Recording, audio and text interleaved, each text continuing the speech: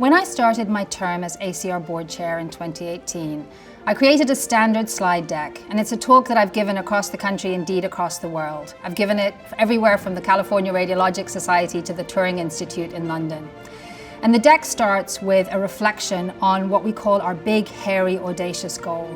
And this term was coined by the legendary business thinker Jim Collins, and we set our BHAG back in 2014 when we did our ACR strategy. And our aspirational vision for the ACR was that ACR members would be universally recognized as leaders in the delivery and advancement of quality healthcare. Reflecting on that as we think about the events of 2020, I wonder if we just weren't thinking big enough. We've seen the COVID pandemic lay bare the inequities in our healthcare system. We've seen Black and Hispanic patients dying at rates 2 to 3 times that of their white counterparts, and other minoritized communities, such as the Native American community, disproportionately disadvantaged. Compound that with the murder of George Floyd and the social justice movement that exploded last summer. And I think that we can see that we may have missed 2 things. One I often reframed, which was that this has to be an effort of our radiology community. This is not something that the ACR does alone. But I think there was a very important word missing. Let me reframe it, that our radiology community is universally recognized as leaders in the delivery and advancement of quality, equitable healthcare. Maybe you're like me and you thought that health equity was something that someone else did, our public health colleagues or our primary care colleagues. Well, in an excellent paper earlier this year in Radiology, Doctors Waite, Scott and Columba outlined the many ways in which radiologists and the radiology community have a unique opportunity to advance health equity. They talk about the fact that Black women have lower incidence of breast cancer, yet they're more likely to die from it, that they're less likely to be offered mammography, and that when they need advanced imaging like MR, they have to travel further. They talk about the fact that despite the fact that the Black participants in the National Lung Screening Trial showed more benefit in terms of reducing lung cancer mortality, they are now less likely to be offered lung cancer screening and less likely to take it up. There are well-known disparities in the availability of the latest stroke treatments. And there are certain parts of this great nation where you can go from having a diabetic foot ulcer to amputation with no intervening limb salvage attempt because you live in what's known as an interventional radiology desert. And there simply aren't enough interventional radiologists to address these kinds of life-saving and life-changing opportunities. So I would urge you to rethink. Health equity is very much in radiology's lane. And this is a big effort. It's going to require a lot of change. And as such, it's not something that the ACR can do alone. It is going to take a community-wide effort, a coalition. So I'm proud today to launch a Radiology Health Equity Coalition, a community-wide effort. And I would ask each of you watching today to go to acr.org/health equity and pledge your commitment to this important effort. But since this is an ACR meeting and I'm finishing my term as ACR president, I wanted to look at how we at the ACR are successfully positioned to really make positive change. The ACR is well known for our strength in advocacy. It was the ACR that convinced Medicare to cover lung cancer screening and that continues to influence Congress to ensure that women have access to mammography screening over 40.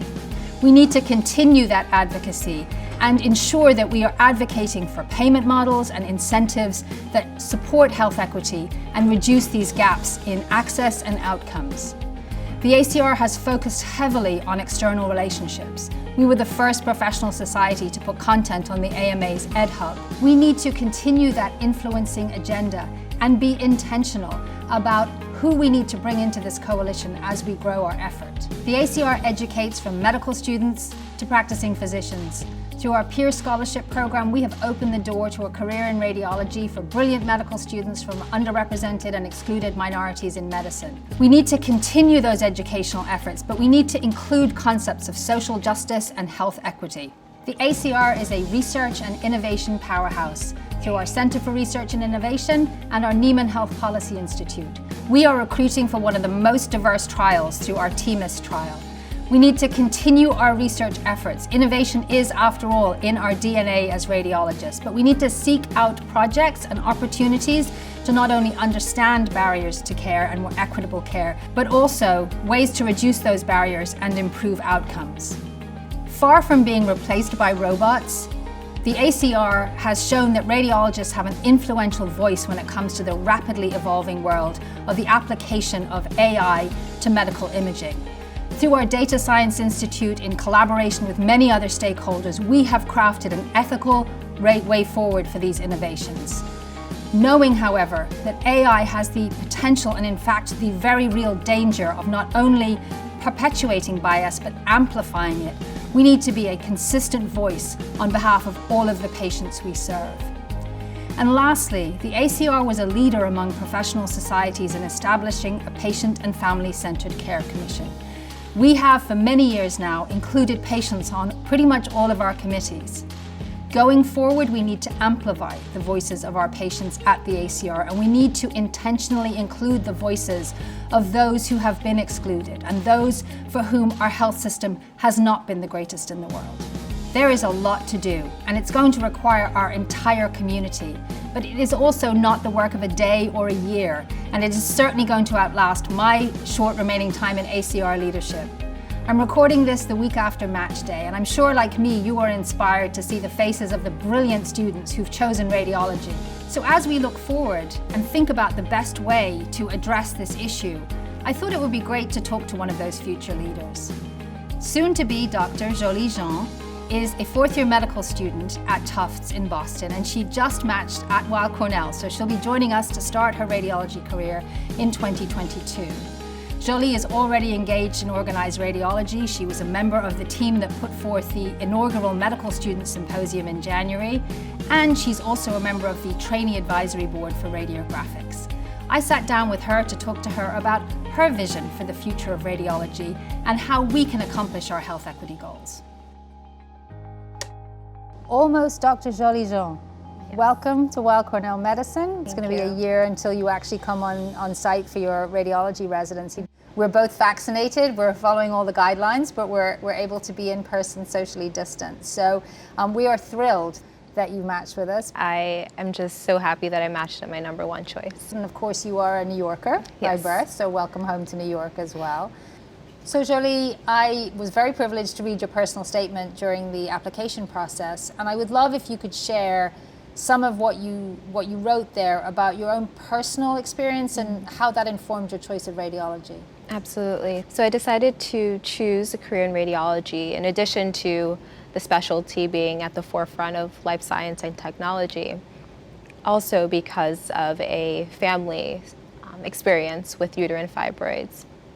So I had a family member who had quite a few failed myomectomies, and she ultimately decided to have a uterine fibroid embolization. And after the procedure, she just kept raving about these radiologists who, she stated, cured her fibroids and treated her fibroids. And after that experience, I wanted to learn more about not only interventional radiology, but just radiology as a whole. And so I shadowed the attendings that did my family member's procedure, and I fell in love with this field ever since. That's great. As I said earlier in my remarks, I think a lot of radiologists might not think that health equity is somewhere where we can make a difference. You know, we work on technology, as you say. Why was it clear to you that there was a real opportunity for radiologists to impact equal care? Absolutely. With minimally invasive interventions, you have more patients that are able to have a life-sustaining treatment. You were able to do an internship, an acting internship with us last summer. I will say that you kind of blew us away. I remember we did a journal club and you presented that NORAD article about the fact that Black women with a diagnosis of DCIS have higher mortality. Yes. And you know, I've been pretty candid about the fact that I came out of residency and I hadn't the faintest idea about sort of the complex set of incentives that drive healthcare.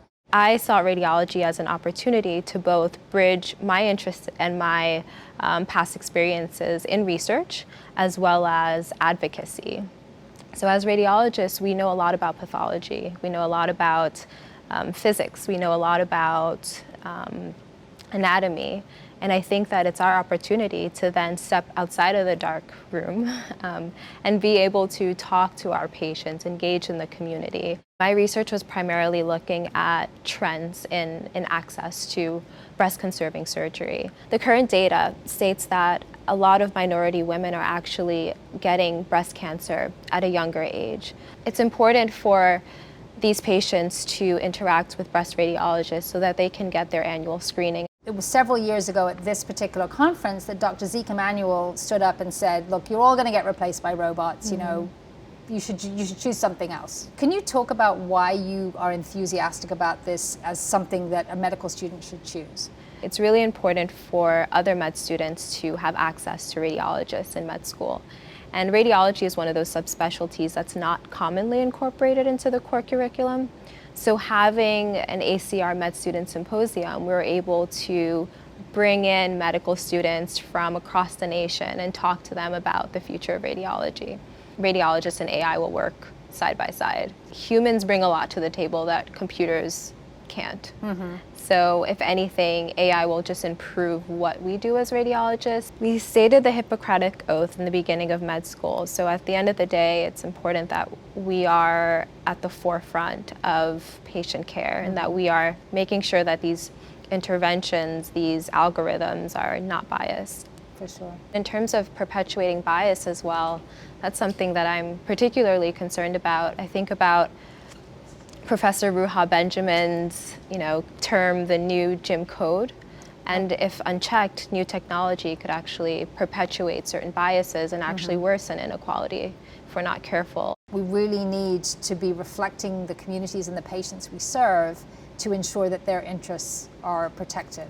I want to talk to you about your vision for the future of the specialty that you're joining. So as you think about Jolie in practice, 10, 15 years from now, what do you think that's going to look and feel like? I think that radiology will become more integrated into a patient's care team. A really important part of multidisciplinary care is radiology, and that's one of the many things that I liked about radiology during my clinical years. I think that radiology will be more patient-facing.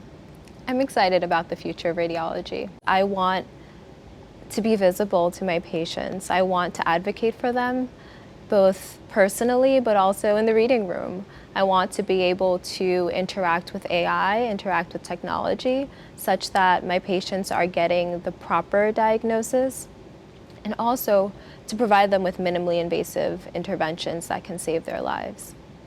Marianne Wright, she's an American civil rights activist, she says, you can't be what you don't see.